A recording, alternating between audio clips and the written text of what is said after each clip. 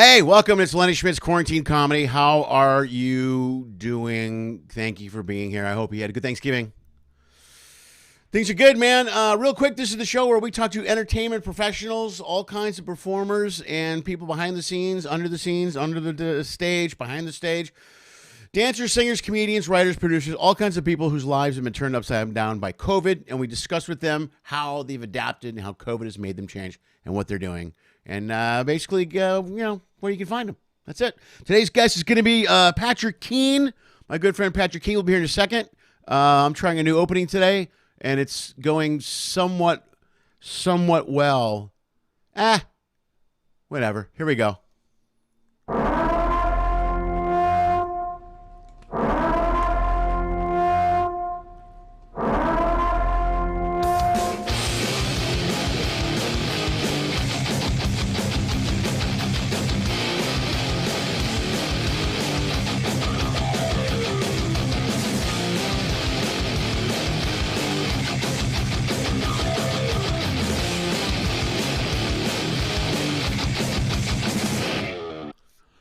Hey, I went that route because people were complaining about my stupid video up front. So I didn't play the video.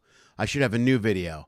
And I was trying to think of a better way to do the opening and to plug little things. A lot of you guys watch the show all the time. If you're watching it for the first time, there are different ways. If you enjoy it, if you want to support the show in any way, shape, or form, you can do that. There's a couple of different ways. There's a ticker now above my head. Look at that. It's a little less obnoxious, I think, than the other thing, but it explains different ways that you can support the show. You can support the show for as little as $1, and it helps me keep the show going, helps me bring entertainers out here so you guys can see them and be caught up with them. I hope you had a good Thanksgiving. We're kicking things off now. Right after Thanksgiving. Now shows are on streaming live every Monday and Wednesday here on YouTube. That's how we're going to do it, and the podcast will be out on Tuesdays and Thursdays. Also, for those of you guys that follow me on a regular basis, we are bringing back the Reconnecting Comedy Show. That'll be back December 26th. It's a live streaming sketch show that I do with a little bit of improv, some sketches and some videos. It's me. I have at least 2 comedians confirmed. Stephen Briggs will be back. He'll help us. And Cody Dove will be here, who we did the agent sketch. You guys remember the sketch that died horribly, that we did wrong, and everything went, yeah, that was it. That's the sketch. Yeah, so we're going to try something else improv-wise. We're convinced that we can make improv work on the streaming internet. I don't know if we're right, but what the hell? What else have I got to do? Well, there's a double shutdown in California. I'm not going anywhere. So I'm just going to sit here, and every couple days I'm going to change the air filter on my microphone. Wow, there's a lot of viewers here today. You guys I guess I should take 4 days off more often. Everybody's here. I got a full plate, man. You guys are great. Laura, hi, I'm glad you're here, man. Usually you don't come till later. Thanks for being here. Robin Greenberg, of course, you got to say hello to her. She gets angry if I don't say hello to her here. Mike Garcia's here. The Runyons are here. Robbie Davis. Oh, my gosh, there's so much to be. Larry Warden, of course, is here. Thank you. And Steve Risman. Steve, how do you say that? You got to tell me how to do that right. Jerry and Steve are here from Chicago. Condolences to all the Chicago people on here. I like you, watched that debacle of a game last night, and nothing makes me hate the Packers more than, watching them play the Bears. I'll be honest with you. It was a horrible night for football. So, once again, the Bears are back to an embarrassing football team. That's what we got. I hope everything else was good. Hope your Thanksgiving is well. I didn't check a whole bunch of news coming into today. So let's just get right to it. What do you say? Let's do that. Folks, your guest is a good friend of mine. I've worked with him a number of times in different shows. Also, Henry Phillips was on last week ago or 2 weeks ago, and I showed some clips from his webpage, I think, and his show. And he makes an appearance in one of the coffee videos. I didn't catch it till the end. But yeah, he's in that as well. That's the black and white one. That was my favorite one. It was episode 7, if you went and checked out Henry's page.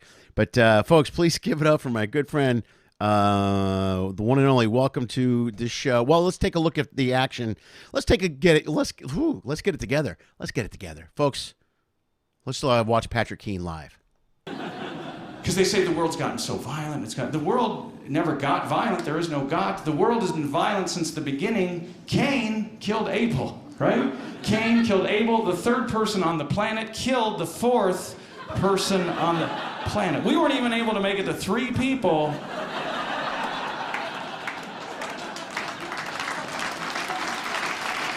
Before was a murderer. At one time, a third of the people on the planet were murderers, right? A third of the people in the hood aren't murderers. A third of the people who own guns aren't murderers. A third of the people in jail aren't even murderers. San Quentin, Folsom Prison, and Alcatraz are safer than the book of Genesis. You thought Compton and Baghdad were tough? Try downtown Eden after the sun goes down, right?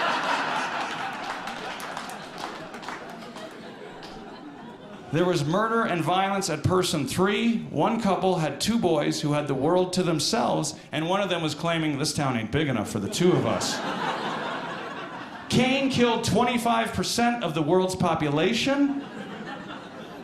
That's more than Stalin, Hitler, Idi Amin, Pol Pot, King Herod, Genghis Khan, the English, Manifest Destiny, typhoid, cancer, AIDS, cooties, all combined. Folks, that's my friend right there, the one and only. Let's welcome to, I always say welcome to the stage. I got to stop doing that. Folks, give it up. Let's hear it for Patrick Keane. There he is. Look, live on the interweb. He's live on the interweb. Thanks for having me, buddy. Thanks for being here, bud. Yeah, thanks for taking time to tune in. Where are you location-wise? You're still here in LA somewhere, right? Correct? Yeah, right now, it's funny you asked that. Where I am matches your new opening bunker music nuclear warhead sound. I am in a bunker myself. I'm in a garage in Chandler, Arizona. Are you? Wow! Look, you get the hell out of here, smart man. I came to visit my mom for Thanksgiving. I drove, stopped at 2 places, one for gas, one for water. Okay. No social interaction, and it's just she and I, and everything's fine. And so that's what I'm here, and then I'm going back to LA tomorrow. Cool. And she's making you quarantine in the basement by the hot water heater while you're staying there? I'm in the Arizona basement, and we talk. She hands turkey under the door, just a little tray, and it's been a nice few days, but it'll be nice to get back to LA. That's great. I mean? It's always nice to go home. Yeah. It's always nice to go back home. That's great. Man. LA, just the epitome, the epicenter right now of high morale and bustling economy. Sure, absolutely, man. Just when things can't get worse, why not just go sit next to a water heater and eat paper-thin turkey all day long? And I've got a globe, too, so we're good. Oh, what's the globe for? What's that for? I don't know. She gave you something to entertain yourself, and it was a globe?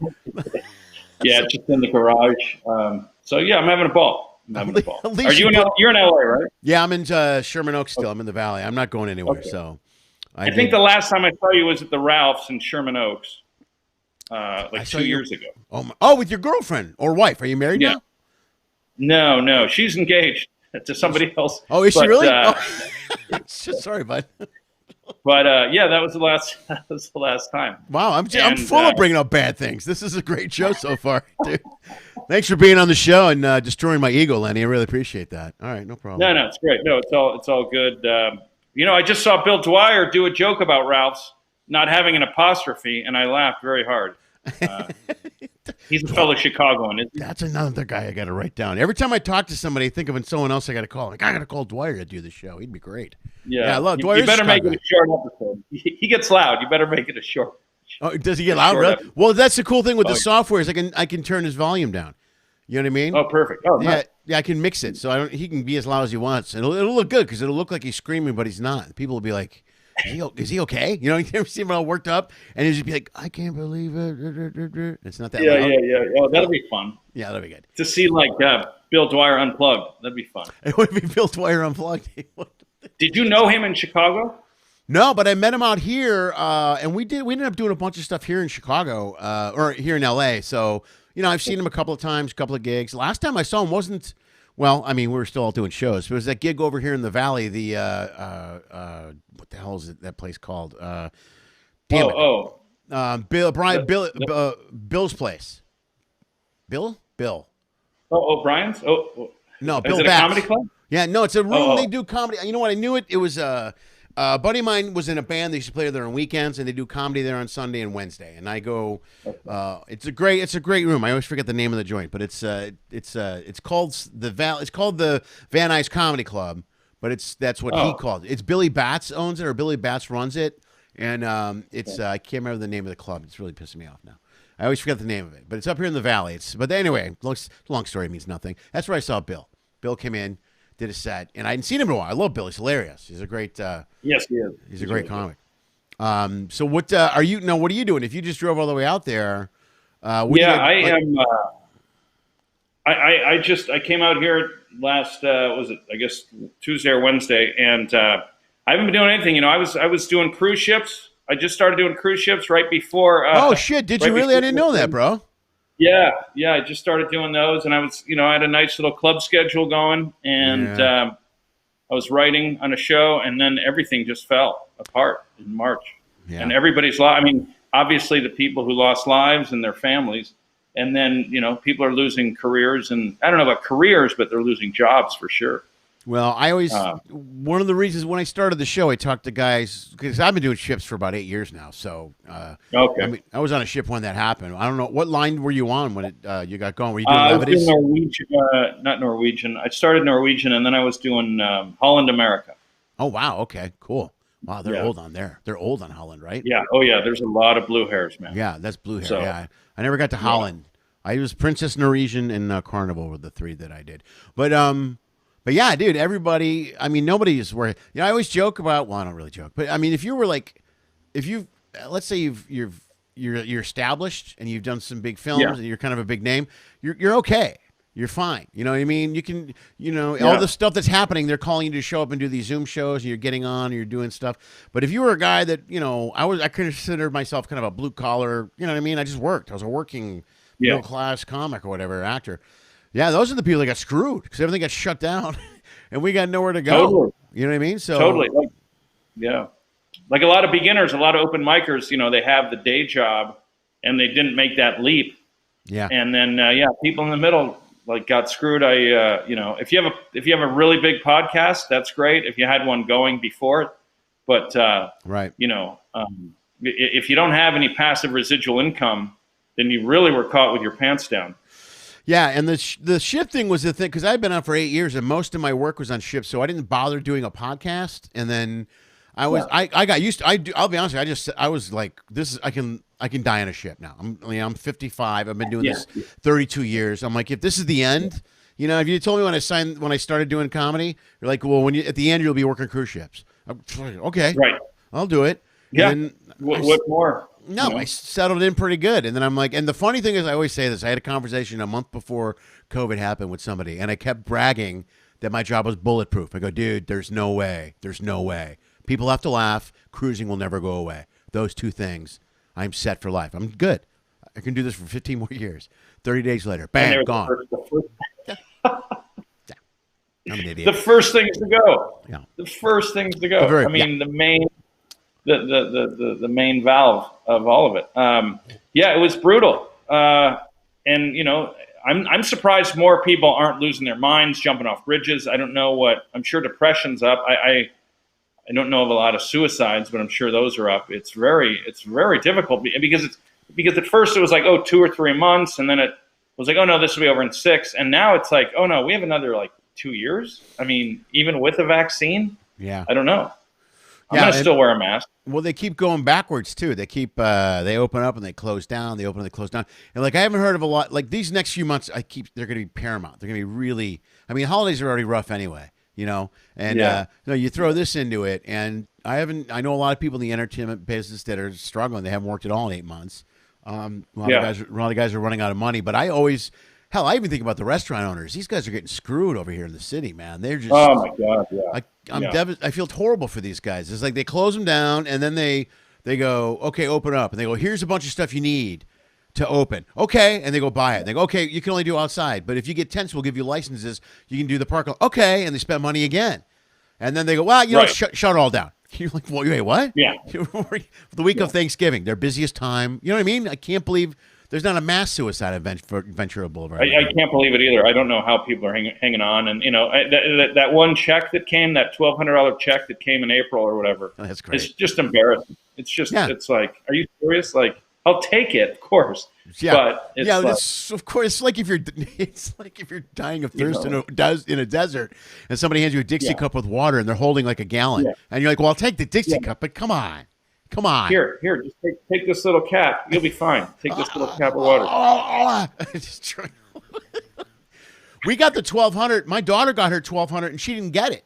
In fact, damn it, I keep forgetting. I gotta call that. Yeah, we got a letter from. Well, we got that stupid letter from Trump. You're welcome for the $1,200 or whatever it was. Oh yeah, you know what I mean? Yeah, that came out early. Yeah. And Anna was like, "I didn't get that 1,200, did it?" I go, "I don't think you got that 1,200." So we looked into it, and it was deposited into a bank account, but it wasn't hers. So I got to follow up again because I call the IRS back in. You know the IRS. I call them in June or whatever. Yeah. And they go, well, you're going to have to give it a few weeks and call us back and then we'll look into it some more. And so now I'm going to have to because it says, according to them, she got $1,200, and she of course did not because they were, will she get taxed? Yes, yeah. Well, cool, right? We're getting taxed on that 12, right? Is everybody getting taxed on that 1,200? Are we? I would imagine. Yeah, of course we are. We're not. Are you kidding me? I can't believe we even asked that question. Yeah. That was stupid. Yeah. I mean, as the state now is rifling to reclaim unemployment benefits they gave to people that desperately need it. You know what I mean? There are people getting emails now saying, "Oh, you got to pay it back unless you prove these documents or whatever." Gig workers. Yeah. It's 1099s. Yeah. So a lot of them aren't getting 1099s or 1099s. I don't know what I mean. When you file for bankruptcy as a restaurant owner, I mean, what it's endless. Especially L.A., Orange County, they kind of they play with the rules a little bit, and they push boundaries. And there's some speakeasy type situations, right. But LA is pretty vigilant about keeping it by the book. So I don't know, man. It's really frustrating, and morale is low, and I'm dreading going back to LA. I don't blame you, dude. My daughters want to be here, so that's why I moved here now. And there's no reason to stay. I know so many people that are leaving LA and moving out of LA. Yeah. And you're like, God, that makes a lot of sense, man. You know what I mean? Because first of all, it's expensive to live here still. Yeah. But you wouldn't go back to Chicago. You've been here so long. I don't think I would go back to Chicago. I mean, I love Chicago. I don't know, man. Yeah. So much has changed now. The world's completely. It's been 8 months of end of days that I just, a lot of stuff that I had no idea was going to happen. I feel safe in Chicago. So, but then again, dude, the taxes in Illinois are a mess. I got friends that are leaving Illinois left and right. You know what I mean? Yeah, they're not. That's my half of my family just sold their houses and left Illinois. Everyone's nowhere left to go. We're just gonna have Texas and Tennessee, dude. That's it. Texas and Tennessee. They're the only two states that we're welcoming. Yeah. Oh man, dude, I gotta say, are you sick about the Bears? Not to dwell on this, but I mean, it's not even a fight when they play the Packers. I gotta be honest with you. Going into last night's game, dude, I had a little glimmer of maybe they'll get better going into last night's game, and I knew I was being hopeful, and I knew 2 weeks ago this team was not good, and last night after watching them again, I'm in that whole blow it all up stage. Now I'm like, fire everybody. Yeah. I mean, they're embarrassing to watch. There are a couple games where they had no first downs in 3 quarters. You're watching that game, you're going, I mean. We joke. I watch the games at my buddy Rick Messina's place. I don't know if you've ever gone there to watch football, but every once in a while. Yeah, I've heard about it. Is he at the wiffle ball stadium? Yeah. None of us play anymore because we're too old. We're all too old and beat up, and everyone's in their 50s and 60s, and the younger guys don't. But anyway, every week the Bears fans running out of his place, pissed off. Last night was Caponera. He left in the second quarter, and he was like, "I can't take this anymore." He grabbed his. People angrily grabbing their keys off the tables. This is bullshit. It's gone. Yeah, it was Steve Seagren a month ago, which if you can push Seagren out the door as a Bear fan, you're not a good team. Yeah. He thinks they can win the Super Bowl every year. Why is there not a camera on that group watching Bears games? We should have our own feed. Oh, my God, dude. That should be a thing, man. That would be beautiful. That group watching that team. My dad was from Detroit, and he was a Lions fan. And I remember in 1985 when the Bears had their magical season, which they should have had about 3 or 4 with that group. Yeah, right. But they were playing Monday night. They were playing the Packers, and it was one where Fridge, did a goal line touchdown, and he demolished this Packer linebacker. Yeah, I remember that. I remember all that year. And as a kid, I was like, oh, that's not fair. I felt so bad for the Packer linebacker. And my dad, who grew up born in Detroit, huge Lions fan, was like, don't ever feel sorry for the Packers.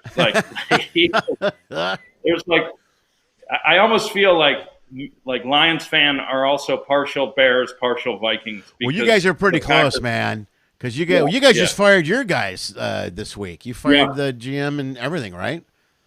Yeah, that's right. They, it's just gonna, and it's a mess. It's gonna be a mess. It's gonna be 8 more coaches in the next 10 seasons. Dude, it's so it's like, here's what's frustrating. I don't want to talk about football forever, but I will tell you this: the Packers, dude, between Favre and Rodgers, you know what? That's just miserable. That's just that's got to end sometime. You know what I mean? That's 2 decades. That's 30 years. Yeah, it's 2 careers of guys, 2 of the best ever back to back. You know what I mean? Yeah. And every time you watch the stats, and then you get to sit through the game, and they show all the quarterbacks the Bears have had since those 2 have started. I'm like, I get it. I know. 100. I know Vince Evans. Ha ha. Very funny. Let's go. You know, it's the worst, man.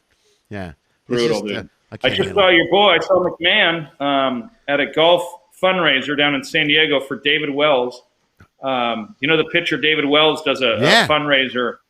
No, I remember when Wells pitched. No, I remember when he used to pitch for the White Sox. I know David Wells. I know who he is. So you saw him there? Okay. You saw McMahon there? Yeah, they're buddies. And Cable Guy was there. Dan, he was there, and it was it was a fundraiser for troops, Navy SEALs, and their families down. It's called the Perfect 33 Foundation. That was David Wells' number. Right. And McMahon, I mean, he looks sharp, man. He looks good. He looks hefty and healthy. Really? And and just pounding Bud Lights, you know? All socially distanced, of course. He did some sort of thing on the show or before the show last night, I heard. I didn't see it, though. I didn't catch it. Oh, I didn't see. Oh. Yeah, he did some sort of plug or something. He's a little goofy in the head, man. He's a little Gary Busey. I think that he got knocked around a bit. He's got that, the Muhammad Ali thing. Whatever, he's not. Well, he's one of the guys I think that was involved in the lawsuit. He was also a huge advocate for marijuana, too, I think, because for a while he started doing marijuana to help with the pain, and it helped him. It helped him immensely. You know what I mean? Yeah, good. Yeah, it's funny because all those quarterbacks they had, not to stay on sports, but all the quarterbacks the Bears had, but who could put up, who could go toe-to-toe with Ditka? And it was McMahon. Whether he had the best arm, who knows? But he had the best, it was, the best stubbornness. I think that's why that team did so well. Everybody in that team had some sort of edge or attitude. You know what I mean? Yeah. Like everybody was just like, fuck you. You know what I mean? Everybody was just that quick to get in each other's face. Yeah. And had Ditka not talked trash about Dexter Manley that next season, because the Redskins knocked them out the next 2 years, and it was like, man, this is a Bear team that should be in the Super Bowl 2-3 years in a row, but whatever. That was a great run. Well, they had problems in the front office. I read McMahon's book, and there's a later version of the book where he adds 3 chapters at the end, which are the chapters after they win the Super Bowl.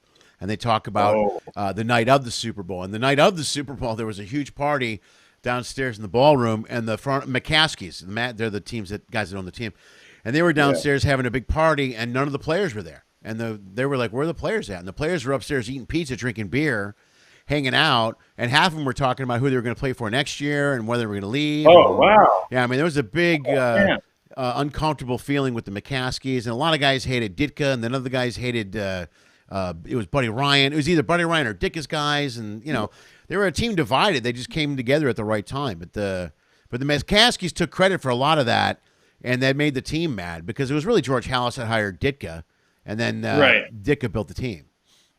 Oh, man, that's so weird. That's so anticlimactic. I know, it's sad. When you read it, upstairs, I know. They're just hanging out. They didn't want to go downstairs and hang. Well, come downstairs and see the McCaskies. Like, nah, we're good. Yeah. We're good right here. I mean, that wasn't even a Super Bowl. That was just a showcase for the Bears that night. It was just a party. It was ridiculous. The best ever. I remember that. The dumbest statement that whole game, my brother brings it up all the time, was at halftime, Bob Costas is talking and goes, early in the game, if so-and-so doesn't fumble and the Patriots make that field goal, maybe this is a different game. And we're like, what? What are you talking about? That game was never close. Never close. Not the second they beat Miami, that game was over. I mean, they beat Miami in the AFC title game, which is the worst thing they ever did. Yeah, I was looking forward to that, dude. I thought that was going to be a Bears-Miami game. That rematch would have been epic. It could have been a different game completely. Yeah. All right, man. The Raiders were actually the AFC number 1 seed that year, which is weird. But the Patriots upset them, and then went and upset the Dolphins and just threw everything off. And But it doesn't matter. It doesn't matter. The Bears would have beat the Dolphins probably by 10, or the Raiders by 20, and then they ended up winning by 35 or whatever. But the Raiders, anyway. who was that? Who was their quarterback then? That wasn't the Tuck Rule years, right? That was before that. That was before. That was just after Plunkett. I think it was Mark Wilson, who was also a BYU guy. Wow, Mark Wilson. He was just after Jim Plunkett. Yeah. Oh yeah, after their '80s run. Right on. Okay. Yeah, they were just starting to come down, and then Bo Jackson would join the team, I think a year later or two, and yeah, they never got it back. I mean, whatever. Dude, there's a guy I climbed down a Bo Jackson rabbit hole about 3 or 4 days ago, just on YouTube. They'll show a clip, and I just started watching these Bo Jackson plays one after another. And it's everything from throws to right field to the inside the park home run to him running back. I mean, everything he does, you're like, oh my God, I can't believe how much of a badass this guy was. Yeah, he was insane. Can you imagine if he wouldn't have got hurt? Yeah, did you see the documentary on him where it was like, normally somebody would have just been tackled with the play but he's so strong, he actually dragged that guy part of the way. Yeah. And then the leg popped out. And popped his leg right out of his socket. Right, what I mean? He was so strong. His body was too strong. Yeah, too strong. Too strong. But yeah, I know that play he throws out somebody from right field, right? Or left field. He throws someone at the plate. There's like 7 or 8 of those where he throws a guy. There's a bunch where he throws a guy out at third from right, which is pretty impressive. But then the guy's at home. The one is the one that's really good is the one that he's playing left field, and he throws somebody out at the plate, and it's a speedster. It's a guy that's fast. You know what I mean? Yeah, I remember that. I can't remember who it is because at first they were like, there was no replay back then, and at first they were like, well, there's no way he's going to get him. And they showed the throw, and then at first they made the call, and they go, well, that's a bad call, and they show the replay, and the announcer's like, wow, he got him. We were totally wrong. He got him for sure.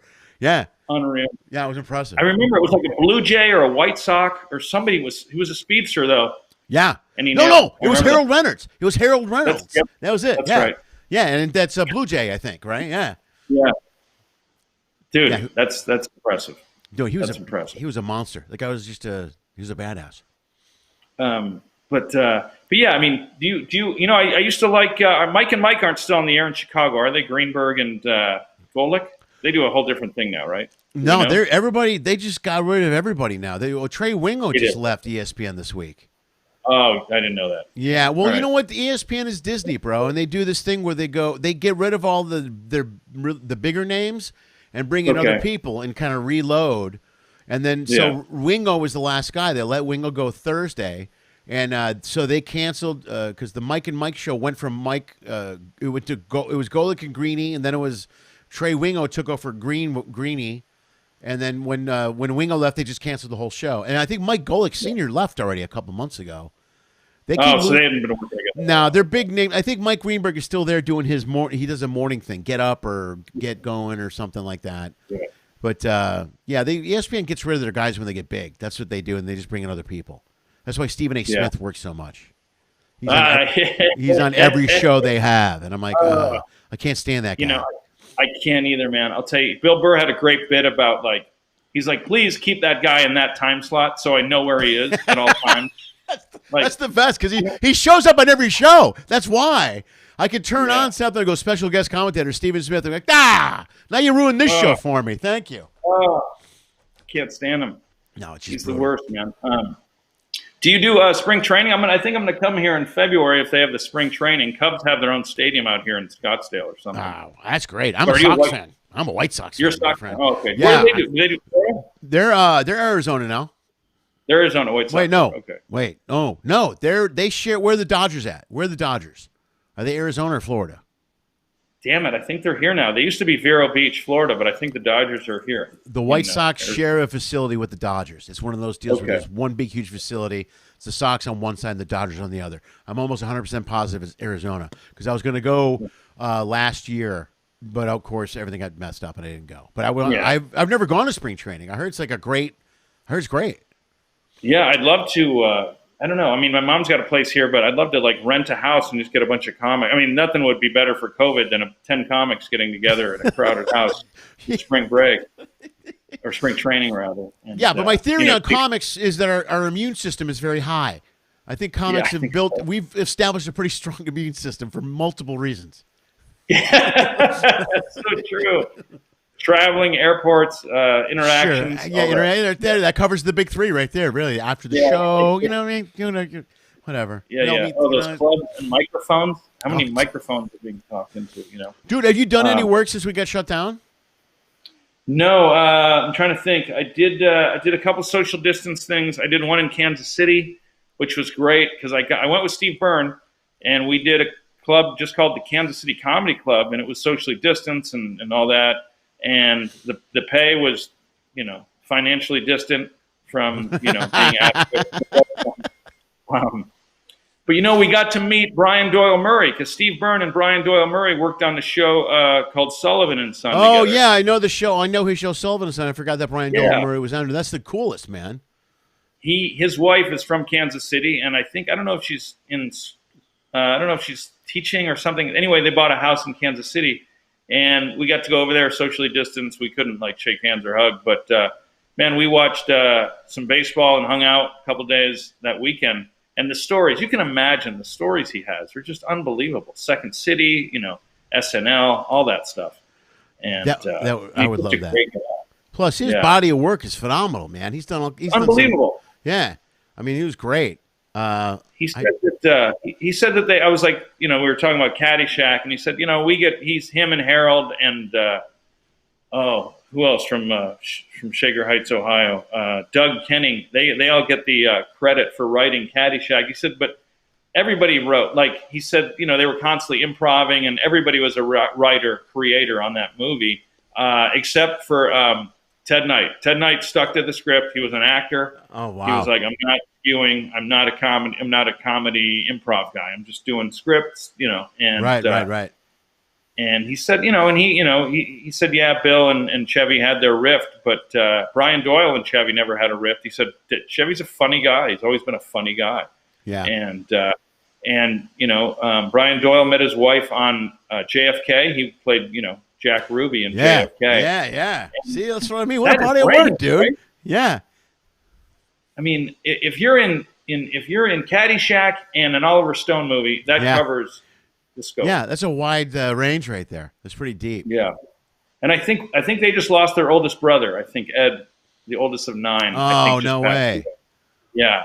He was, I think, the best golfer. I think that's what Brian Doyle had said. I met one of the other brothers when you play Zanies in Rosemont. They put you up in a hotel around the corner, and in that hotel, the lobby restaurant is Caddyshack, and it's the place and they own it, and the brothers bought it, and there's all kinds of paraphernalia stuff in there. There's stuff from the movies. There's stuff from golf. There's golf clubs nearby or golf courses nearby, and you go in. It's got a menu, but every day there's one brother's in there. And I met one of the brothers and talked to him for a little bit. It was great. It's a great place to hang out and go. So, but yeah, I remember going in there. They have good burgers and stuff. But every once in a while, Bill goes in there and Brian. Every once in a while, they all go in there. They just go to hang out. Just a bar they own. Yeah. Yeah. So I thought that was really smart. Are the Zanies open? Are those open right now? Or are they kind of touch and go? No. They were open for a while and they shut them back down. Yeah. So from what I understand, everything's closed right now. Still in Illinois and Rosemont. So you're not doing. Go ahead. I'm sorry. You're not doing gig. You're not traveling to shows right now, or no? I did 2 weeks on the road in October, and I'm supposed to do Vegas in a couple weeks. So I'm hoping that happens, but I think I heard that they just shut down. I just heard that too. Yeah. MGM Grand. I'll have to check with Cindy. Usually they'll hear pretty quick. So. Dave Burley. I live with Dave Burley, and he said his Vegas. He had a Vegas week that got shut down. All right. I know Caponero just worked there a couple weeks ago, and they were open when he went. So, they were. But he did the first week they opened. It was him, Chaz Elsner, and I can't remember who else, but they were there that first opening weekend because I asked him about it. How was it? And it's different. Yeah. They moved you out of the club, and you're in the whatever. So, it's 300 people in this big auditorium, but it's not 300 people. It's less. Right. So, but I don't think it's going to be. I'm supposed to be the week before Christmas, and I don't think it's going to happen. But we'll see. And I was talking today. Someone called me today about booking some work. Booking work, and I'm like, hello? I got a message. This guy's like, hey, when I talk to you about a weekend in Colorado, I'm like, yeah, are you guys open? What's the deal? So I have a tentative week in January in Colorado Springs. So, and I feel weird because he's like, what's your availability? And I'm like, Everything. I don't. My whole marketing. Any strength I had or bargaining chips I had, 8 months ago they're gone. I have no, well, let me see. Let me call a guy. Now I'm just like, do you have burgers? Can I get a burger? He's asking me my price. He goes, name me a price. Give me a quote. I'm like, quote. I go, well, it's a little different now than it was 9 months ago because I worked for the same guy a year and a half ago and we debated over a quote. And it was good. It was a good gig and everything was great, but I got paid way more then than, even now I'm like, well, I guess I'd do it for blah, blah, blah, whatever, for just a Friday, Saturday gig. So I don't know. I don't know what to think anymore until everything gears up again. But every time somebody wants to book me, I'll talk to them and go, well, what do you want to do? Which way are you leaning? Burgers. Oh my God! I'll stay at your place. Yeah, you're offering money for him, man. Oh. I didn't even bring up travel. That's how bad. I was even like, I gave him a number. I didn't say travel or room, and then he went ahead and just, well, we can give you there's a really good hotel. We'll put you up in and all this stuff. And I'm like, okay, yeah, sure. Yeah, and I'm trying not to sound too excited.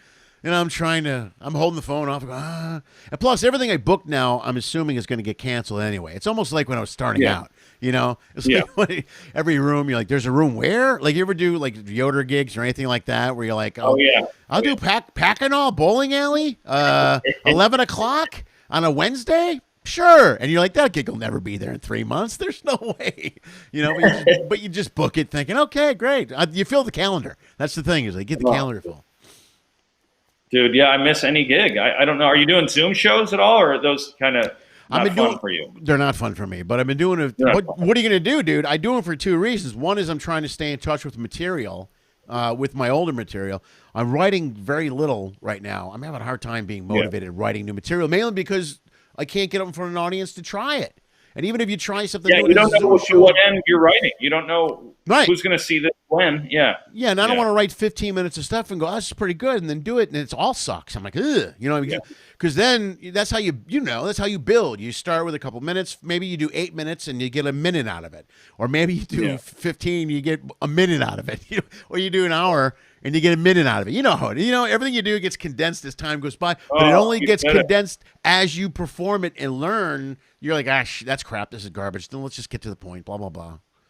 Yeah, man. It's turned us into, I don't know, writers and podcast hosts, and that's not completely what our muscle is. Our muscle is, to be on the front line. I'm really starting to miss the live audience, bro. I mean, so much. I mean, I have been, but I've been listening a lot. Have you done any Zoom gigs? Yeah, I've done some Zoom shows, and the tricky thing is like, you want. If people put their thing on mute, their mic on mute because they want to talk or do something else while they're watching you, so you can hear no laughter. Right. So you're like, okay, I'm just talking at a dot in my computer, and you can't hear laughs at all. Maybe you got 12 people, maybe you got 60, and I don't know, and people go, they try to laugh or something, and they think they need to cover it up, and it's like, no, I need to hear it. And by the time you hear it, the sound and the distance is off. It's later. So it's just. Oh, dude, it's tricky. So like you just have to act. It's like I've learned how to eat shit all over again. It's like going back, you know what I mean? It's like when you ever tape your set when you're starting out and you go home and you think, I went pretty good. And then you listen to it and there's like no laughs. You go, oh, shit, that didn't go nearly as well as I thought it did. Brutal. Yeah, you get through 2 minutes in your own voice. Your voice drives you because all you hear is your voice. And you're like, shut up! You're mad at yourself. It's horrible, embarrassing. Yeah, man. The Zoom is it's tough. I'll do them where necessary, and I'll complain about them, and then I'll end up doing them, and I'll piss and moan like a comic does, and then I'll finally do it and feel something. But I don't know. It's not. But I look at it like it's a whole different genre, kind of. I look at it like I'm working in a different genre. But I'm also looking at it like I got to do that. Otherwise, if I'm not doing anything, A, I'm not out there, and B, I'm not working on stuff, and at least it's teaching me to do something. You know what I mean? I don't know. It's so otherwise I know a lot of guys not doing any Zoom shows, not doing any outdoor shows. And I'm like, so you haven't performed in like 8 months? Not at all. And I don't mind the outdoor stuff as much. I mean, never before would I have done it, but now with this, I'm like, like you said, with hamburger. Yeah. Yeah. Like you start to, your bar is way lower now. You're like, you don't care. You're like outside. That's cool. Is it raining? Is there an umbrella? I don't care.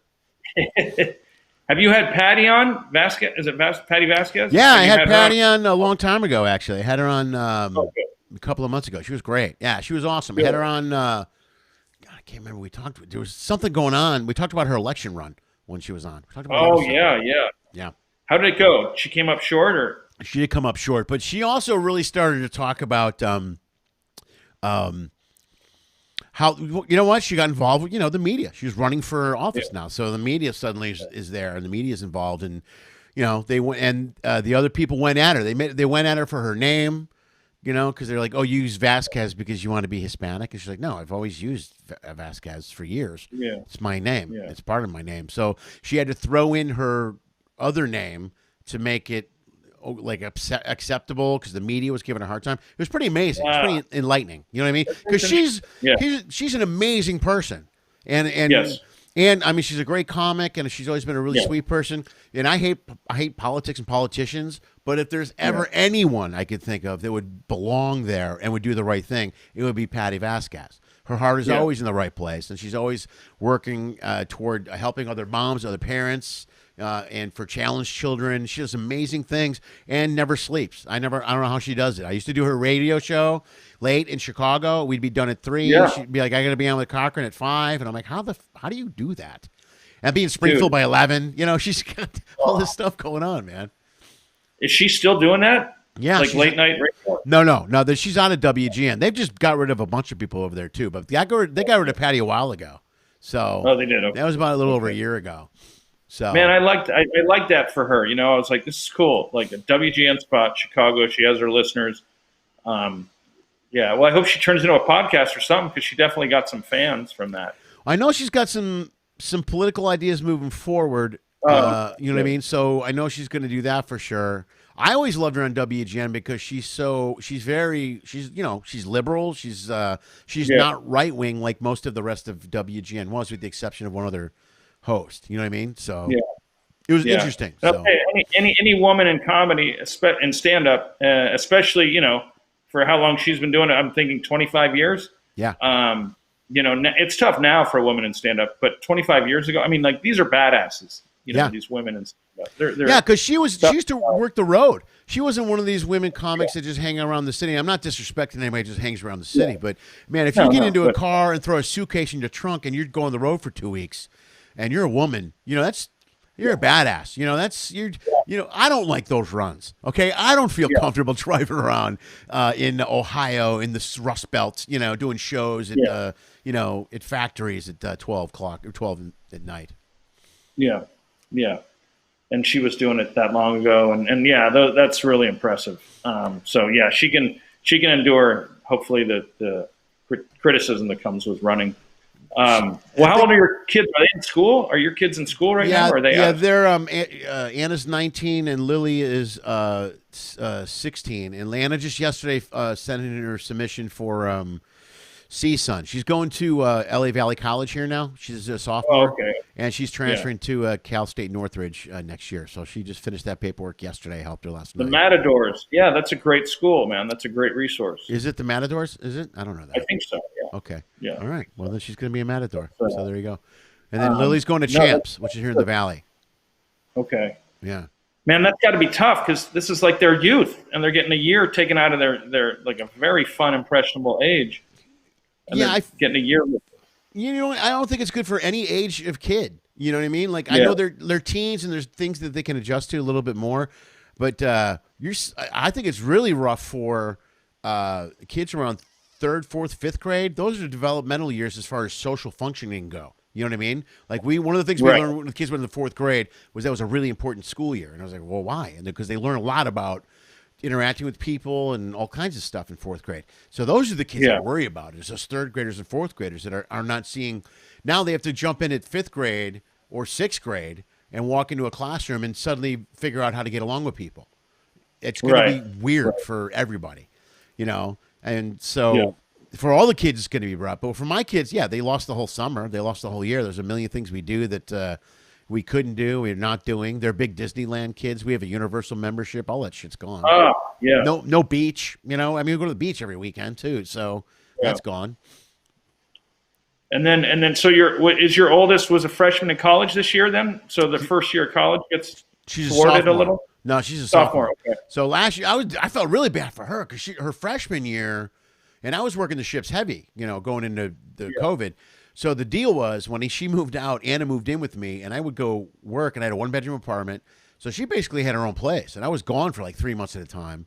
I'd come home, be home for a week or two, and hang out, and then I'd leave again. And she'd go to school. She got a job. She was really starting to get a life. She was doing it right, dude. I was so proud of her. She was not me at 19. I mean, I was amazed. I'm like, at first, at 19, I was a train wreck. And I'm like, she's really, she knows how much money she has in the bank to the penny. I mean, she's really anal and on top of what she's doing. And she's focused and goal oriented. And she was starting to kind of have a nice life as a young adult. You know what I mean? She had her own place. Yeah. She went out and she was, and then COVID came, everything shut down and she's stuck in the house. So everything reversed on her. I felt worse for her really than anyone. I mean, Lily moved out here during COVID. So she got to at least move to California during the COVID thing because it worked out that way. And it was better to have her living here than have her in Illinois. And then and Anna's whole life got turned upside down. So I felt bad for her. Dude, and the cold weather in Chicago and New York, I mean, the spikes that are going to happen. Dude, I have no idea. I'm telling you, I don't know. I have no idea what to expect these next couple of months. Yeah. Yeah, it's bad all around. I got to tell you, do you remember when we went to Palm Springs? Because every time I drive here, I go through Palm Springs, and I laugh because you and I did Palm Springs with Alec Nussbaum or Palm Desert. Yeah, and it was who was that? That was a Doug James, was it? No, it wasn't Doug James. It was Omnipop gig, maybe. Okay.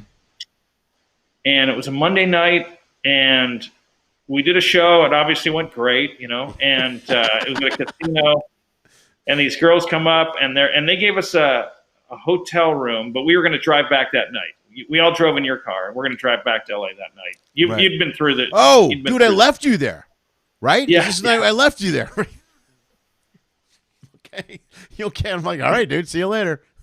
Yeah. And you were like, I've seen how this ends, man. Are you sure you want to stick around? Dude, I did the bad version of that one. I did the bad version where you're like, oh, what could go wrong? Whatever, I'll get back. Yeah. That was it, man. And it was, and these girls came up after the show and they said, hey, we're going to go to a bar, maybe a strip club or something like that. And I was like, and they had guys with them too. It wasn't that, and I was like, right. Yeah, maybe I'll hang out. I've got the hotel room. You gave me the key to the hotel room. And I'm like, I can find my way back. I'm like, I'll grab the train tomorrow. Right. I'll grab the train. Right. Like, I thought there was a train that went Palm Springs to L.A. There's no train. No research whatsoever. You're like, good.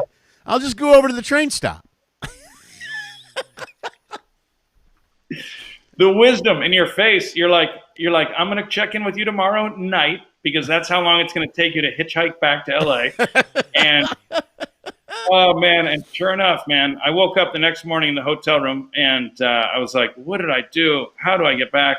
And I had to cab it. There was no Ubers then. I had to cab it from Palm Springs to Indio, which is further east. Right. And then get on a Greyhound that went, like, through Riverside and through, like, Santa Ana and took, like, 6 hours. I didn't get back till and I get back to the LA Greyhound station at like 8 at night and like almost 24 hours after the gig. I'm just gross. Have to call another friend to come get me, and it's just a nightmare, man. And I'm just shaking my head. I'm like, I should have listened to Lenny, man. Dude, didn't you have something to do on the other end of that too, or something when you got back? You had to be back by a certain time. I had to fly to Skyline Wednesday morning. That's horrible. Brutal, bro. Brutal. Get up at 5 the next day to fly to Skyline to catch the flight it goes Minneapolis and then Minneapolis to Appleton, which is that club around Appleton? I don't even know. Yeah, it is actually. Jill we were just talking about Jill before the show a little bit. When I worked with her, she was going there the following week. Somebody else owns it now. The cat that owns Tacoma. He owns like 4 clubs now. Pat does? Yeah, the guy that runs Tacoma, right? There's Tacoma, Appleton, and then a couple more he's got. Dude, Jill had the best pandemic joke, I think. She said, boy, this pandemic is causing me to lose all this feature work. I'm going to save a ton of money.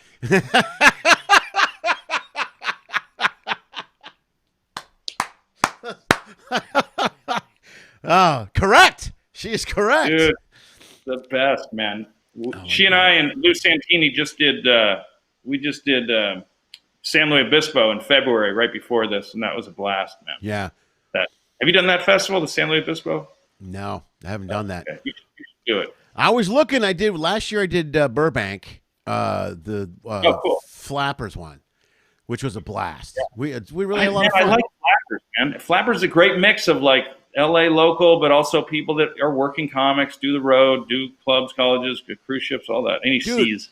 I love that room. I love Flappers. I love Barb. I got to meet and hang out with Barb a little bit that week, and she was great. You can get a spot there. You know, it's easy to go in there and get a spot. They have a couple of rooms. You know what I mean? I love the vibe. And honestly, their food's really good. I don't know if you ever ate there, but dude, they got a great burger there, and I mean, they got really good food. So I can go there and hang out and eat and everything. So every time I do a show, it's easy. And then when I do a show, I always have. That's where I have friends come see me.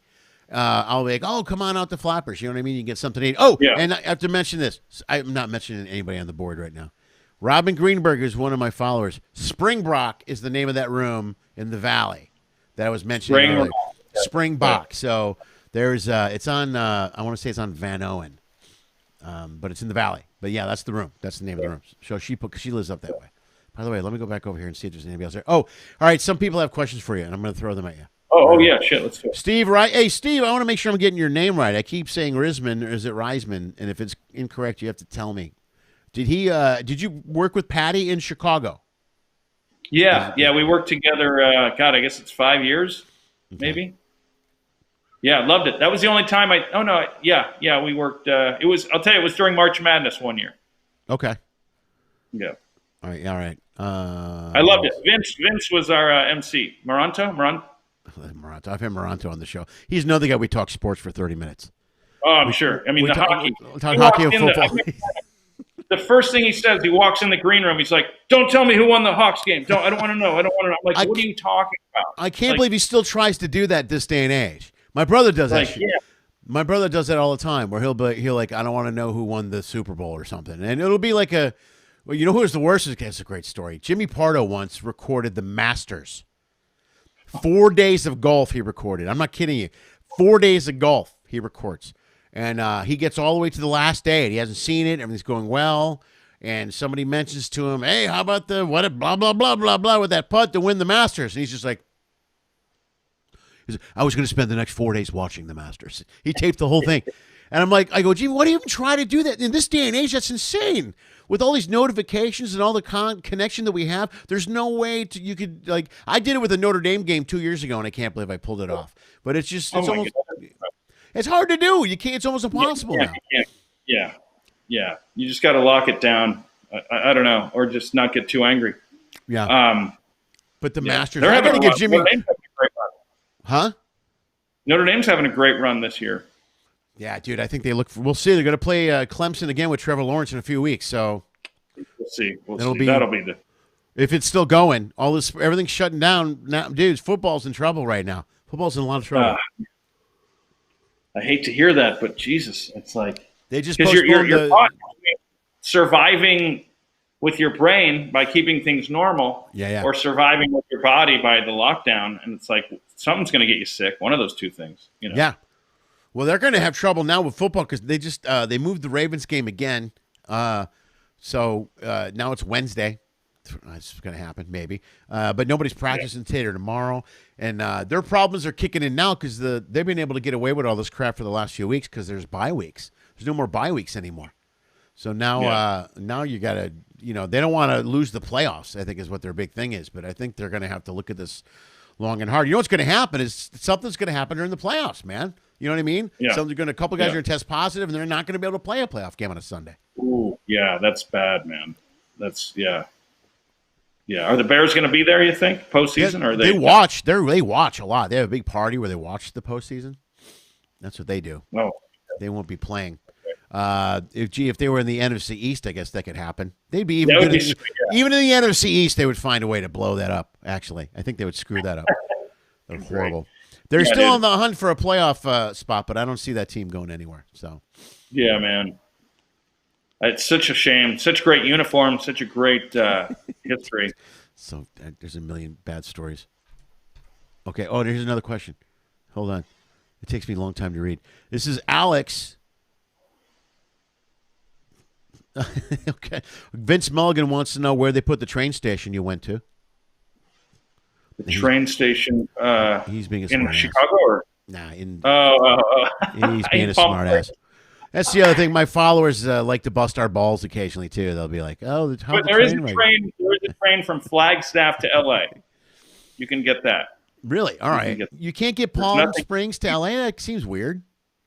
No, I mean the train system in the western half of this country is a joke. Yeah, it's all messed up. Yeah. Yeah, I've done it because we were going to do it. They have the one. What's the one that goes up the coast? That's really cool. Oh, that is cool. Up to San Luis Obispo, up to San Francisco, up to Yeah, Seattle. I've been thinking about taking my daughters on that one. It's supposed to be a cool ride. So Amtrak, yeah. You can do Amtrak. Yeah. Do all that, right. man. That's a fun time with your girls. Alex, how long have you known Lenny, and when did he start becoming responsible and stop going to strip clubs in Palm Springs after shows? All right. Well, you never went. No. You never went that night. No, I was married. I had shit. I can't remember. I think it had stuff going on, but I was married or I had a job. But yeah, I was responsible then. I did not go to the strip club. I wanted This is to. probably, yeah. You didn't go. You know what? I didn't go. It never got that far with that group. That was the We worst went part to of a the story bar. for me. I know. Yeah, we went to a bar and they left, and I went to another bar, and it never even got to that point. And I shouldn't even include that in the story. But you knew it. You knew it. You're like, man. You're like, all right. You're like a parent going, all right, go smoke the cigarettes until you throw up, you know, and then you won't smoke it. You know how many times I used to do the thing when I would do a gig? My rule of thumb generally is not to leave the location. Now that's my thing. Is like I like to either be A, at the club and drink, or B, at or near my hotel or condo, whatever it may be. So if I'm within walking distance where I'm staying, I'm cool. I'm good. Because I used to get in cars with people and just go, let's go. Let's do it. Let's do it. You know, and then end up on the other side of town. But there have been more than a handful of times where I've gotten up at 5:30 in the morning, walked out, looked around, and gone, I have no idea where I am at.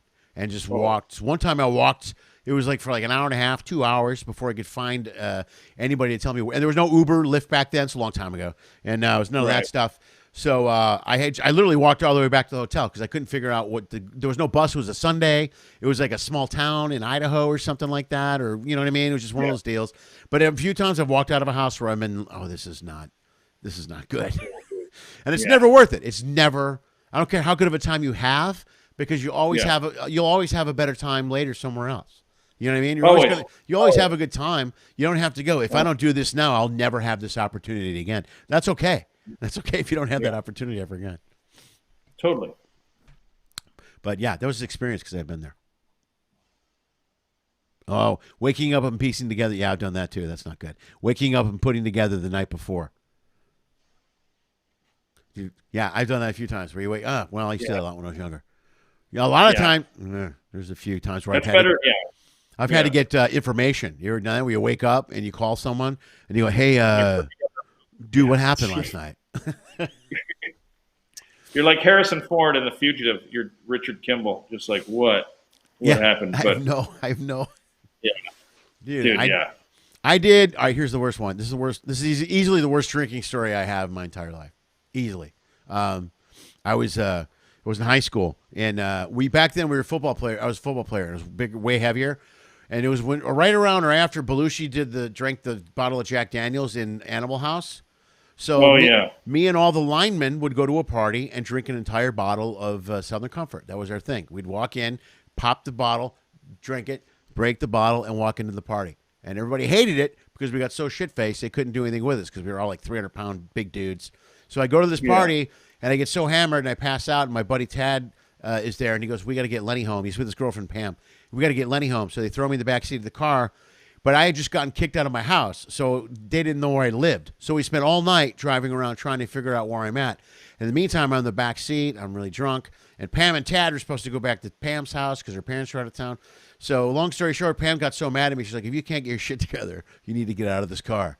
And I go, okay. And I opened the door and just jumped. And we were doing 30 miles an hour down Mountain Road. And I don't remember none of this. I don't remember nothing. Only thing I remember is the cold road as I like I remember that vision, right? So I remember passing out at the party, and I remember waking up the next day and going to the bathroom and feeling I got beat up, and I'm like, what the hell? And I turn on the light, I walk in, and I'm all scabbed up, and I mean, it's not pretty. It's really bad. And I call Tad and go, what happened? And he goes, you have to call Pam. You have to apologize to Pam right now. She is so mad at you. So, and then he filled me in. I got drunk. I jumped out of the car. They finally got me home. It was a train wreck. But yeah, I don't remember. Yeah. I remember none of it. But I'm alive. Yeah, you're alive. Thank God. Thank God. Are you still working with? You still work for that restaurant, the barbecue place on Santa Monica? No, I haven't been there. No, since I started doing ships, I've been mainly I have been out of there. So, but I go in there all the time. I went into Venice a week or two ago when they were still doing a patio. They got one in Venice and they got one in Echo Park now. So I go by, and they're hanging on, man. They're I've talked to them. They're another one that's, the thing that helps. Their Venice store helps them. They've always been really good with to go and pick up. So right, is that Lincoln? That's up there on Lincoln. Yeah. I've been to that one too. So that place is doing all right. Yeah, they've always had a good take out there. I don't know how Echo Park is doing. So I was going to shoot over there, but now I don't know if they're closed down. So, but yeah, Rick is. Man, I don't know how these restaurants are doing it, man. Some of these guys. Yeah. What do you? You got anything coming up? You got any gigs coming up? Do you have anything booked? No, what do I do? I got. I started a podcast when the pandemic started. Oh, that's what I did. This. What's the good podcast called? What's it called? Mine's called Keane. It's called Keane on Things. Got it. And it's just me for half an hour talking. It's not. It's not a guest. It's just whatever happened the past week. And and I keep it to a half hour just because I figure nobody's going to listen anyway.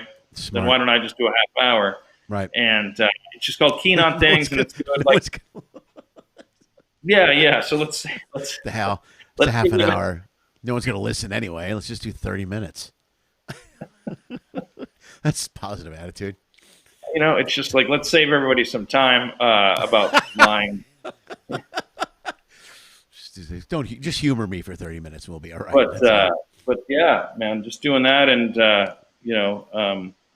I was fortunate enough to do a dry bar comedy special. And then I got a thing called my album 2 and 2 Before is on like Spotify and all that stuff and iTunes. And you can, stream that.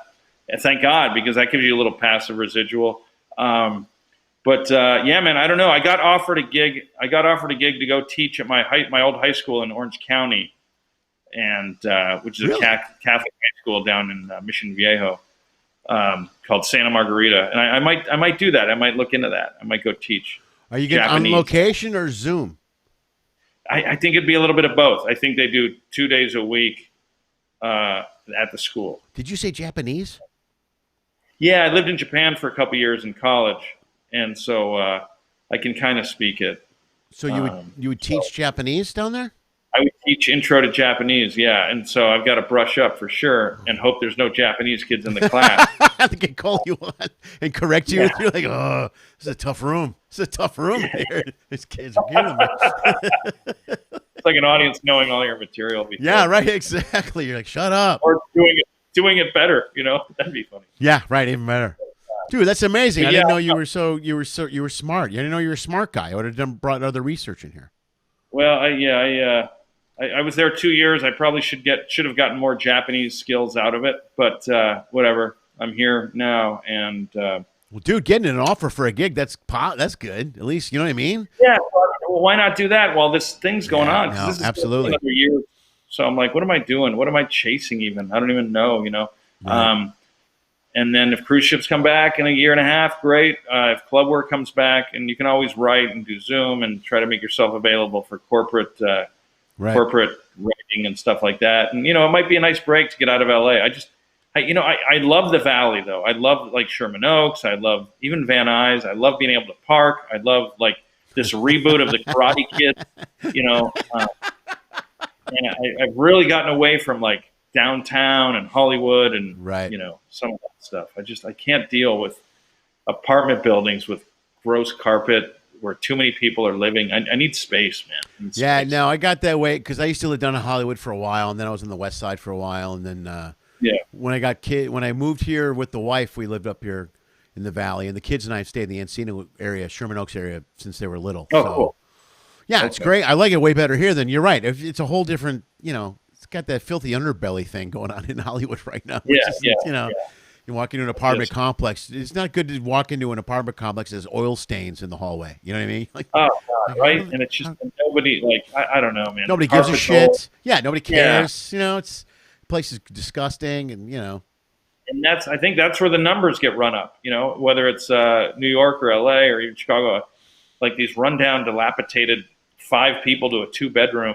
It's just I'm over it, man. Yeah, if they're not cleaning the carpet and keeping the building clean, you sure they're not wearing masks and being sanitary. You know what I mean? There's a lot of disease being spread there that they just don't care about. I notice it now, dude. I've been doing the Uber Eats at night to make a buck. That's what I do to get cash. But some of these places I go to, man, they're not pleasant. Like 2 in the morning or 1 in the morning, where it's gross. People show up. No mask on, no shirt. I'm like, hey, here's your food. They don't care. It's happens a lot. I can't believe the people that don't care. I wear the mask even on a walk. I'll at least have it, here, bring it up. But I'm not going to not have it. But I'm also not going to sweat people that don't have it. Yeah. I'm just like, I'm not going to get into an argument right now. I just want to buy my groceries and get out of here. Yeah. But LA is pretty vigilant about it. They're pretty, you go down Orange County, man, there's a lot of people not wearing masks in stores. And I'm like, really? I'm not going to give you that, but I'm going to keep my mask on, but, and I'm not going to start a fight or whatever, but it's like, come on, man, just wear it. Right. Just me.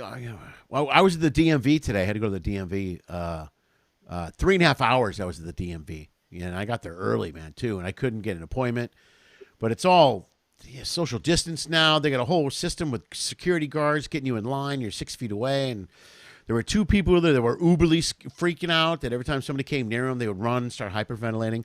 But there was one guy there that was walking around. Every time he got the speech, hey, can you put the mask over your nose? He would do it. And then he was like, thanks for saving my life, officer. And you're just like, oh, God, dude, don't be that guy, please. Yeah. Can we all just get out of the DMV without any confrontation right now? Yeah. And every once in a while, he throws out a comment. He's like, good thing we're 6 feet away from each other. And you're just like, oh, don't be that guy. Come on, man. Yeah. Let's just do it. Nobody wants to be the DMV, first of all. Okay? Let's just get in here, get out, and you know what I mean? You want to be an asshole, go do it at the Ralph's or something. But because you got to be the DMV. People are there because they got to be there. You know what I mean? No one goes in. Yeah.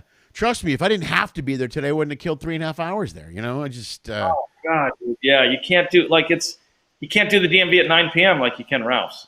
Yeah, right. Yeah, you can go midnight. Yeah, you zip in real quick. Yeah, right. Exactly. You can also do Ralph's anytime. You have a big window of time to do it. These jerks. Yeah. So we went to Tombstone, Arizona today. We drove from Chandler down to Tombstone. Oh, nice. Badass. Really? Yeah. It's got, where the Kurt Russell movie was and everything. Yeah. And dude, so cool. If you ever get a chance, man, it's worth going down and got all the old shops and all the old history.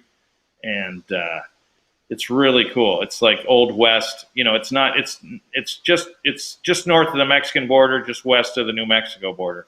Right. And all that Wyatt Earp stuff is so cool. It's like people were here 150 years ago. Like there's nothing down here now, and just so interesting, man. Dude, I'm always blown away. I want to bring my girls on that. I want to do it I was going to do a cross-country drive with them and just because I've done the cross-country thing a million times. So I could bring them just once to see different things. But I would go see stuff like that. I'm always blown away by that. Back when life was really rough. You know what I mean? Oh, yeah. When if you wanted to go shopping, it was a 2-day event to go into the city and pack up the horse. And, you couldn't just run to the store or order a pizza. I can't believe these people survived back then. It's amazing to me. So tough. Yeah. So tough. And it's like there weren't manicures. I mean, there might have been for like the This is bullshit. How's a man supposed to live? Yeah. You always wonder, like, people are so clean shaven in those old movies. I'm like, in Braveheart, did Mel Gibson wake up every morning and I always think, dude, I thought the first thing, maybe I don't know if it's because I'm older. When I was watching Game of Thrones, There's a scene where Jon Snow meets the girl, the redhead, the girl he's married to in real life now, the girl he met, and they ended up getting married. Yeah. Yeah, she's the wildling. She was a wildling, and they ended up having. What's her name? I can't remember. Ended up having sex in a cave, right? That's when they first met each other. They had sex in the cave, and the only thing I could think of for that whole scene is those two people must stink so bad. They must smell, right? And it's just got to reek in that cave right now. There's people pulling off this like wool and this beers. They've been walking through the snow for 4 days, and then they just have sex. There's no shower or nothing. There's soap or anything. It's disgusting. No shower, no grooming. There's plenty of body hair. That's not. That's not pretty. That doesn't smell good at all. Henry Phillips and I always joke about, like, our grandfathers or whomever were in World War I or World War II. And for them, watching MTV must have blown their mind. Like, wait, who are these musicians that dress like women? Yeah. Like Motley Crue, Poison, and Van Halen. They dress like women with long hair. They wear makeup, and they sleep with multiple women. Like, I almost died fighting so that they could. No way, man. Like, this is what I gave you. This is what I fought for. Yeah, it's so. I risked my life so you have eyeliner on. Just like, and they're just smoking Camels at a factory job. Just like, what is it? Just tearing the filter off. Yeah. This is ridiculous. I can't believe I gave my left leg. for this. Yeah. Just angry, just pissed. There's a lot of stuff they look at now. Look, you see kids walking around with the. I was never that guy where I look at people, look at the kids' hair, look at their earrings. But I mean, look at the punk rock in the '70s. That was a good example when that started with the spiked mohawks. I had an uncle that used to go punks, and I'd be like, you don't know anything about that guy. You don't know. He could be, guy could be an accountant. You don't know that. Yeah. Although he's probably not an accountant. Have you seen The Dirt on Netflix? It's all about Motley Crue. Oh no, I haven't seen it yet. No, I don't know. I should see it. Do yourself a favor and do that. Just it's pure 80s. It's pure 80s decadence. Oh, I love that stuff. Perfect. Yeah, I think you'd love it. Yeah, that's my wheelhouse. I'll watch that for sure. That's good. So when are you heading back, man? You said 2 days. You coming back? Yeah, I'm heading. I head back to LA tomorrow, and then man. And I don't know of upcoming gigs. I'll just be around. I'll be doing the podcast. I will be, I have a YouTube page called Patrick Keane Mascots, where I try to start a show where I go team to team and I break down the history and culture behind why a mascot is who the mascot is. Like, why is it the White Sox, the Cubs? Why is it Northwestern Wildcats? Are they Wildcats? Yeah. I want to do college, pro, every sport, minor league baseball. I want to do that. And I want it to be like Anthony Bourdain, but that's a great idea, dude. Is it on Facebook? You said? Yeah, it's on YouTube, and it's just called Patrick Keane Mascots. And I've got a few episodes. Some are man on the street, some are like historical, and I really want to incorporate, because I don't think anyone's done sports and comedy the right way, and I really want to kind of do that. Who tried was the guy that was with HBO for a while, and then. He does a podcast now. You know what? Trey Wingo's got a new show coming. He's got a podcast coming out. Yeah, his podcast is going to be. The theory is this. He goes I'm looking up your mascots thing. He goes, most of the best conversations I've had with the greatest athletes have been after we were done and we had drinks at the end of the night and we just sat around. And we had great conversations. So his show is going to be literally him with athletes drinking and talking. Dude. Isn't that a great idea? No brainer. Right to that. Yeah. I think, what a great idea. Let's just go right to where the action is. I think it's Patrick Keane Mascots, and I'm in a yellow coat interviewing people. I don't know if you can find it. Dude, I got the Niners-Chiefs one here from the Super Bowl. Oh, yeah, you can play that one. That was that last year? Yeah, that was the Super Bowl last year. Yeah. Right, give me a second, man. I just interview, whether it's man on the street, whether it's like you talk to professors from the school or local business people, and I think it'd be fun. It'd be fun. You eat local food, do that whole thing. All right, dude, let's play this one. Hang on. Let's see if I can do this without screwing it up. Yeah. All right, here we go, man. This is Patrick's show on YouTube called Patrick Keane Mascots. Let's give this a watch. Here we go. Hi, I'm Patrick Keane, and welcome to this episode of Mascots, the show that tells us all we need to know about our team's names. Today we'll be looking at the upcoming Super Bowl between the San Francisco 49ers and the Kansas City Chiefs. Hey, sir, can we talk to you about the Super Bowl? Who is the better mascot, 49er or Chief? 49er by far. Because of the shovel and the desire for wealth? Because the 49ers represent everything that's great about America. Perfect.